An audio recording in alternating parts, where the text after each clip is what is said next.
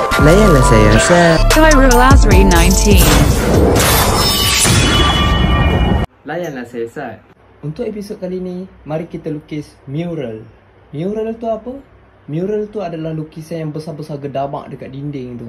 Saya nak pergi dekat sebuah kedai yang menjual barang-barang motor. Dan saya dapat tugas daripada dia, saya kena lukis motor Y-Suku Y15 lah. Dan untuk video kali ni, saya tak pakai topeng lah. Kalau dekat luar, malu kat orang lah. Orang tengok, ni apa hal ni melukis sampai pakai topeng. So saya tak pakailah topeng ni. Hai, kita nak pergi lukis Y-Suku tapi naik keris ya. Kita jangan tengok apa yang orang ada, tapi kita kena tengok apa yang kita ada.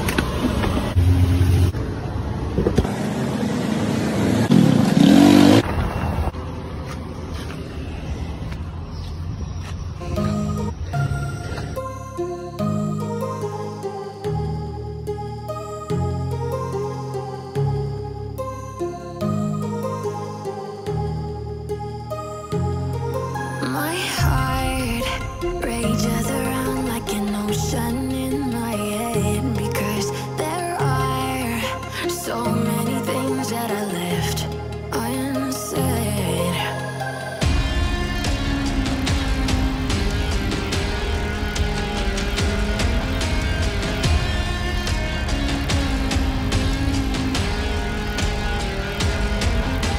I can almost feel you walking in the distance, but I know that is not reality.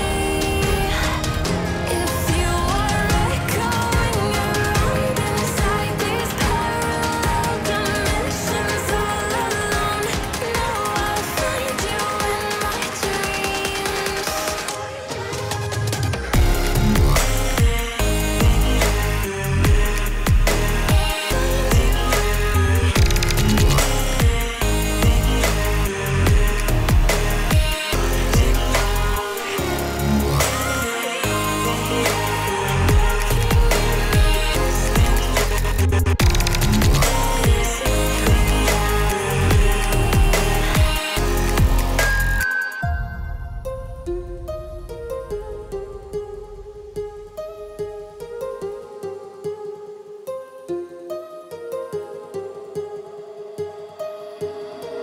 My heart rages around like an ocean in my head.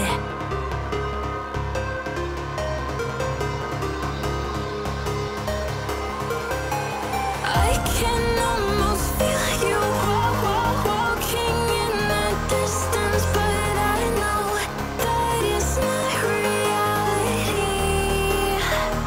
If you are echoing around inside these parallel dimensions all alone, now I'll find you in my dreams.